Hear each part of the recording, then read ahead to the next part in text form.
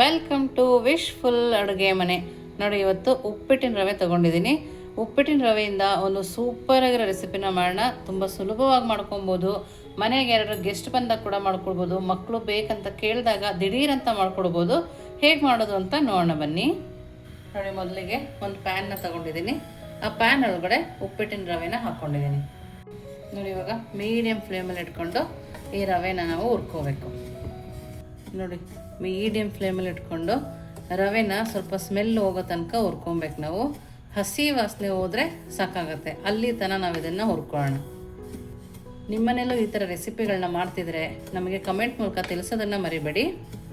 ರವೆಯಿಂದಲೂ ಈ ಥರ ಒಂದು ಸೂಪರ್ ರೆಸಿಪಿ ಆಗುತ್ತೆ ಅಂತ ತುಂಬ ಖುಷಿ ಪಡ್ತೀರಾ. ಒಂದು ಸರಿ ನಿಮ್ಮ ಮನೇಲಿ ರವೆ ಇದ್ದರೆ ಮಾಡಿ ನೋಡಿ, ತುಂಬಾ ಚೆನ್ನಾಗಿರುತ್ತೆ. ಮನೇಲಿ ಸಿಗೋ ವಸ್ತುಗಳನ್ನ ಬಳಸಿನೇ ನಾವು ಈ ರೆಸಿಪಿನ ಮಾಡ್ಕೊಬೋದು. ನೋಡಿ, ಹಸಿ ಸ್ಮೆಲ್ಲು ಸ್ವಲ್ಪ ಹೋಗ್ತಾ ಇದೆ. ರವೆದು ಸ್ಮೆಲ್ ಬರುತ್ತಲ್ಲ, ಆ ಸ್ಮೆಲ್ ಹೋಗಿ ಘಮ್ ಅನ್ಬೇಕು. ಅಲ್ಲಿ ತನಕ ನಾವು ಇದನ್ನು ಹುರ್ಕೋಬೇಕು. ನೀವಿಲ್ಲಿ ಚಿರೋಟಿ ರವೆ ಆದರೂ ತೊಗೋಬೋದು, ಉಪ್ಪಿಟ್ಟಿನ ರವೆ ಆದರೂ ತೊಗೋಬೋದು. ನಾನಿಲ್ಲಿ ಉಪ್ಪಿಟ್ಟಿನ ರವೆನ ತೊಗೊಂಡಿದ್ದೀನಿ. ನೋಡಿ, ಕೈಯಲ್ಲಿ ಈಗಂದರೆ ಸ್ವಲ್ಪ ಬಿಸಿ ಆಗುತ್ತೆ. ಈ ಟೈಮಲ್ಲಿ ಇದಕ್ಕೆ ಸ್ವಲ್ಪ ಸ್ವಲ್ಪ ಹಾಲು ಹಾಕ್ತಾ ನಾವು ಇದನ್ನು ತಿರುಗಿಸ್ಕೊಬೇಕು. ಒಂದೇ ಸರಿ ಹಾಕೋಬೇಡಿ, ಸ್ವಲ್ಪ ಸ್ವಲ್ಪ ಬೆಂದ ಮೇಲೆ ನಾವು ಹಾಕ್ಕೊಬೇಕು. ನಾನಿಲ್ಲಿ ಕಾಯಿಸಿ ಸ್ವಲ್ಪ ಹಾರಿರೋ ಹಾಲನ್ನ ಹಾಕ್ಕೊಂಡಿದ್ದೀನಿ. ನೋಡಿ, ಈ ಥರ ಮಾಡ್ತಾ ಮಾಡ್ತಾ ನಾವು ಹಾಲನ್ನು ಹಾಕ್ಕೊಬೇಕು. ನೀವು ರವೆ ಯಾವುದ್ರಲ್ಲಿ ತೊಗೊಂಡಿದ್ರೋ ಅದೇರಲ್ಲೇ ಒಂದು ಬೌಲು ಹಾಲು ತೊಗೊಂಡ್ರೂ ಸಾಕಾಗತ್ತೆ. ನೋಡಿ, ಈ ಥರ ಗಟ್ಟಿ ಆದಮೇಲೆ ಮತ್ತೆ ಸ್ವಲ್ಪ ಹಾಲನ್ನು ಹಾಕೋಣ.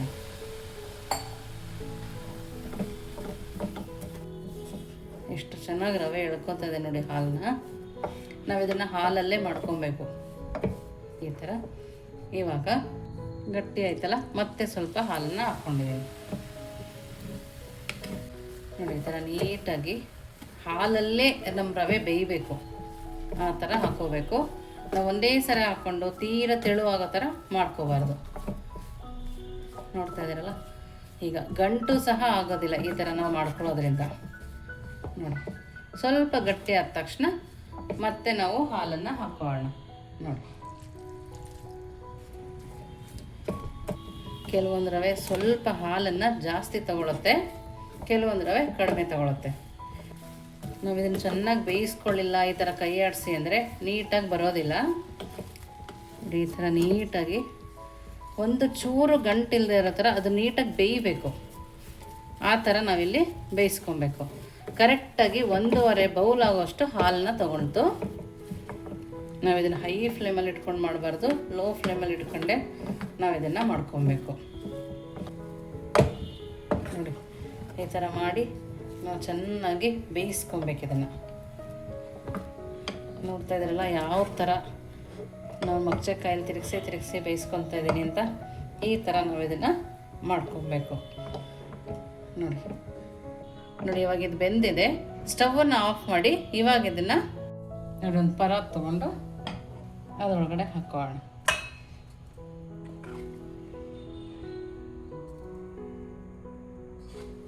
ನೋಡಿ, ಈ ಥರ ಹಾಕ್ಕೊಂಡ್ಮೇಲೆ ಕೈ ಸ್ವಲ್ಪ ಒದ್ದೆ ಮಾಡ್ಕೊಂಡಿದ್ದೀನಿ. ಸ್ವಲ್ಪ ಬಿಸಿ ಇರುತ್ತೆ.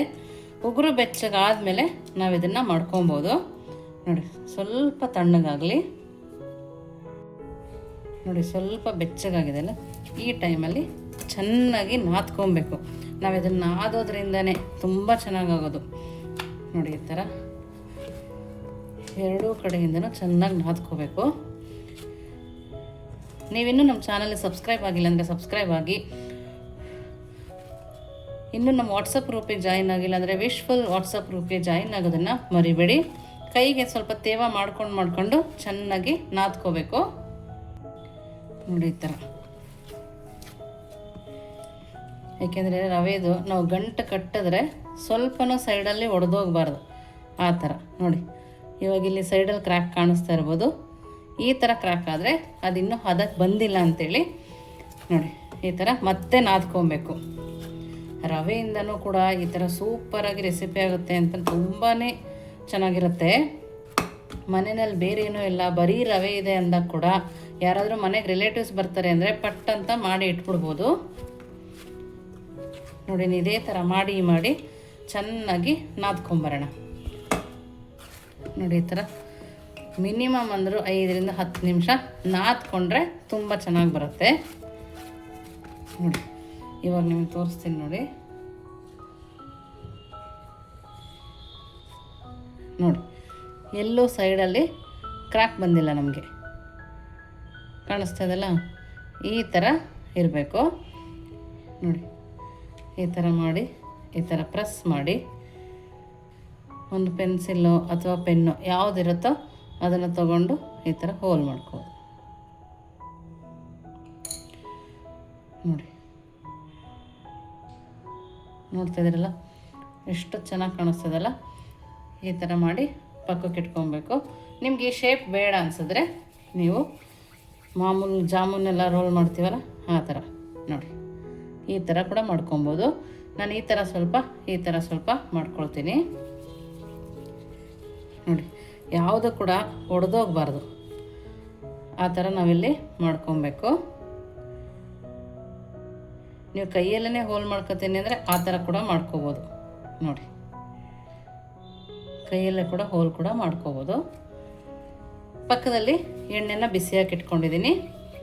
ಇದೆಲ್ಲ ಮಾಡೋಷ್ಟರೊಳಗೆ ಎಣ್ಣೆ ಕೂಡ ಬಿಸಿಯಾಗಿರುತ್ತೆ. ಎಷ್ಟು ಚೆನ್ನಾಗಿ ಕಾಣಿಸ್ತದೆ ನೋಡಿ. ಏನಾದರೂ ಮನೇಲಿ ವೆರೈಟಿ ಮಾಡಬೇಕು ಅಂದಾಗ ಡಿಫ್ರೆಂಟಾಗಿ ಮಾಡಿಕೊಟ್ರೆ ಎಲ್ಲರೂ ಖುಷಿಪಟ್ಟು ತಿಂತಾರೆ ನೋಡಿ. ನೀವು ಇದನ್ನು ತುಂಬ ದಪ್ಪನೂ ಮಾಡಬೇಡಿ, ತುಂಬ ಸಣ್ಣನೂ ಮಾಡಬೇಡಿ, ಮೀಡಿಯಮ್ಮಾಗಿರಬೇಕು.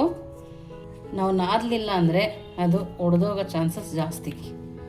ನಾವು ನಾದೋದ್ರಿಂದ ಚೆನ್ನಾಗಿ ಬರುತ್ತೆ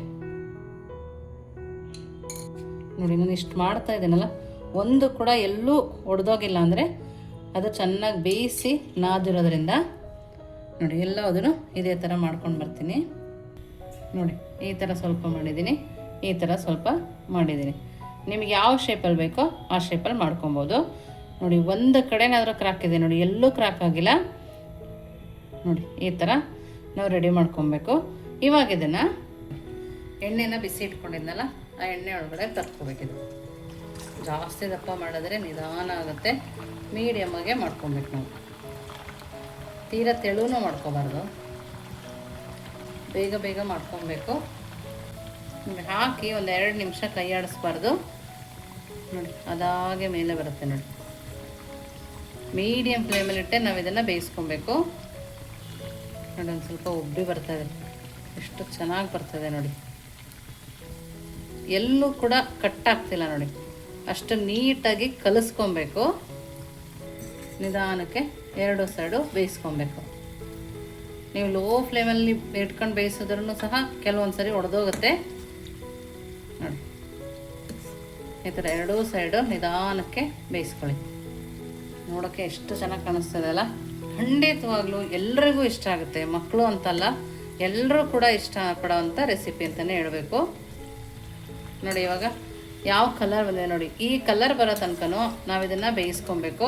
ಒಳಗಡೆನೂ ನೀಟಾಗಿ ಬೆಂದಿರುತ್ತೆ. ಇವಾಗ ಇದನ್ನು ತಕ್ಕೊಳ್ಳೋಣ ನೋಡಿ, ಎಷ್ಟು ಚೆನ್ನಾಗಿ ಬಂದಿದೆ ಅಂತೇಳಿ.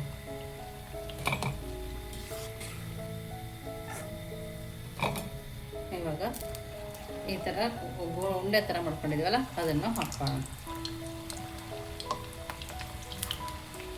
ಇದನ್ನು ಅಷ್ಟೇ ಪಟ್ಟಂತ ಕೈ ಹಾಕ್ಬಿಡಿ.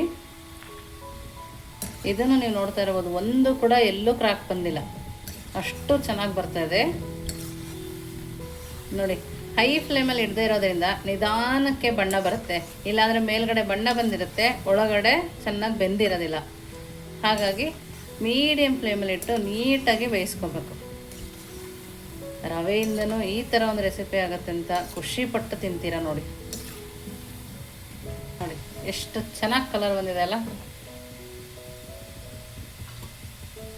ನೋಡಿ. ಈ ಟೈಮಲ್ಲಿ ತಕ್ಕೊಳ್ಳೋಣ.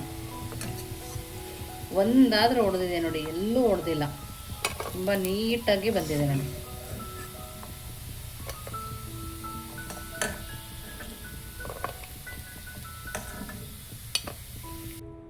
ನೋಡಿ, ನಾವು ಒಂದು ಬಾಣಲೆ ತಗೊಂಡು ಇದಕ್ಕೆ 1 ಬೌಲು ಆಗೋಷ್ಟು ಸಕ್ಕರೆ ಹಾಕ್ಕೊಳ್ತಾ ಇದ್ದೀನಿ. ಸ್ವೀಟ್ ಜಾಸ್ತಿ ತಿನ್ನೋರಾದರೆ ಸ್ವಲ್ಪ ಜಾಸ್ತಿ ಹಾಕ್ಕೋಬೋದು ನೋಡಿ. ಅದಕ್ಕೇ 1/4 ಕಪ್ ಆಗುವಷ್ಟು ನೀರನ್ನು ಹಾಕ್ಕೊಳ್ತಾ ಇದ್ದೀನಿ. ಜಾಸ್ತಿ ನೀರು ಹಾಕೊಳ್ಳೋ ಅವಶ್ಯಕತೆ ಇಲ್ಲ.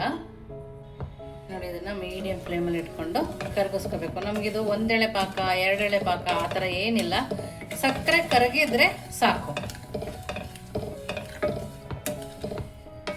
ನೋಡಿ ಸಕ್ಕರೆ ಅಳತೆ ಕರೆಕ್ಟಾಗಿದೆ. ಈ ಅಳತೆನಲ್ಲೇ ಮಾಡಿಕೊಂಡ್ರೆ ತುಂಬ ಚೆನ್ನಾಗಿ ಬರುತ್ತೆ. ಇದಕ್ಕೆ ಇವಾಗ ನೋಡಿ ಇದಕ್ಕೆ ಕೇಸರಿ ದಳಗಳಿತ್ತು ಅದನ್ನು ಹಾಕ್ಕೊಂಡಿದ್ದೀನಿ. ಹಾಗೆಯೇ ಸ್ವಲ್ಪ ಏಲಕ್ಕಿ ಪುಡಿ ಕೂಡ ಹಾಕ್ಕೊಳ್ತಾ ಇದ್ದೀನಿ. ನೋಡಿ ಇಷ್ಟನ್ನು ಹಾಕಿ ಮೀಡಿಯಮ್ ಫ್ಲೇಮಲ್ಲಿ ಇಟ್ಕೊಂಡು ಸಕ್ಕರೆ ಕರಗಿಸಿ ಒಂದು 2 ನಿಮಿಷ ಕುದ್ರೆ ಸಾಕು. ನೀವು ಇದಕ್ಕೆ ಕಲರ್ನ ಕೂಡ ಹಾಕೋಬೋದು. ನಾನು ಇದಕ್ಕೆ ಕಲರ್ ಬೇಡ ಅಂತೇಳಿ ಹಾಗೆ ಮಾಡ್ಕೊಳ್ತಾ ಇದ್ದೀನಿ. ಎಷ್ಟು ಚೆನ್ನಾಗಿ ಸಕ್ಕರೆ ಕರಗಿ ಕೂತಿದೆ ಅಲ್ಲ, ಒಂದು 2 ನಿಮಿಷ ಇದೇ ಥರ ಕುದಿಸ್ಕೊಳ್ಳೋಣ. ನಮಗೆ ಪಾಕ ಬಿಸಿನೇ ಇರಬೇಕು, ಪಾಕ ತಣ್ಣಗಾಗಬಾರ್ದು. ನೋಡಿ ಇವಾಗ ಮೀಡಿಯಮ್ ಫ್ಲೇಮಲ್ಲಿ ಇಟ್ಕೊಂಡು, ನಾನಿನ್ನೂ ಆಫ್ ಮಾಡಿಲ್ಲ, ಆಗಲೇ ಇದನ್ನು ಹಾಕ್ಕೊಳ್ತಾ ಇದ್ದೀನಿ.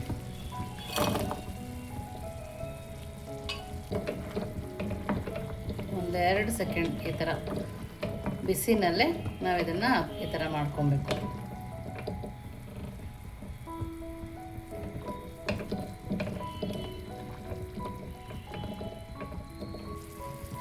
ನೋಡಿ ಇವಾಗ ನಾವು ಒಂದು ಬೌಲ್ಗೆ ತಕ್ಕೊಳ್ಳೋಣ. ನೋಡಿ ಈ ಥರ ಒಂದು ಸ್ವಲ್ಪ ನಾವು ರಸನೂ ಕೂಡ ತಕ್ಕೋಬೇಕು. ನೋಡಿ ಈ ಥರ ಯಾವುದಾರ ಫಂಕ್ಷನ್ ಇದ್ದಾಗ ಮಾಡಿದ್ರಂತೂ ಎಲ್ರಿಗೂ ಖುಷಿ ಆಗುತ್ತೆ. ಬಟ್ ಯಾವುದರಿಂದ ಮಾಡಿದ್ದೀವಿ ಅಂತ ಮಾತ್ರ ಗೊತ್ತಾಗಲ್ಲ. ನೋಡಿ ಈ ಥರ ಇದನ್ನು ತಕ್ಕೊಂಡಿದ್ದೀನಿ. ಇವಾಗ ನಾನು ಇನ್ನೂ ಸ್ಟವ್ ಆಫ್ ಮಾಡಿಲ್ಲ. ನಾವು ಈ ಶೇಪಲ್ಲಿ ಮಾಡ್ಕೊಬಂದ್ವಲ್ಲ, ಇದನ್ನು ಕೂಡ ಹಾಕೋಣ. ಈ ಥರ ನೀಟಾಗಿ ಪಾಕ ಹಿಡಿಯೋ ಥರ ನಾವು ಇದನ್ನು ಹಾಕ್ಕೋಬೇಕು. ಇವಾಗ ಸ್ಟವನ್ನು ಆಫ್ ಮಾಡ್ಕೊಳ್ತೀನಿ.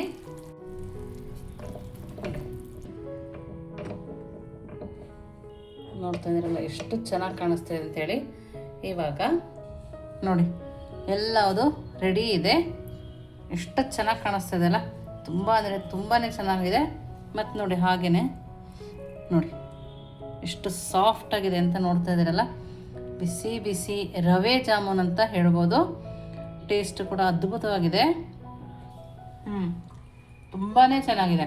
ಹಾಗೆಯೇ ರೌಂಡಾಗಿ ಮಾಡ್ಕೊಂಡವಲ್ಲ ಅದು ಕೂಡ ನೋಡಿ ನೋಡಿ ಅದು ಕೂಡ ಎಷ್ಟು ಸಕ್ಕತ್ತಾಗಿದೆ ನೋಡಿ.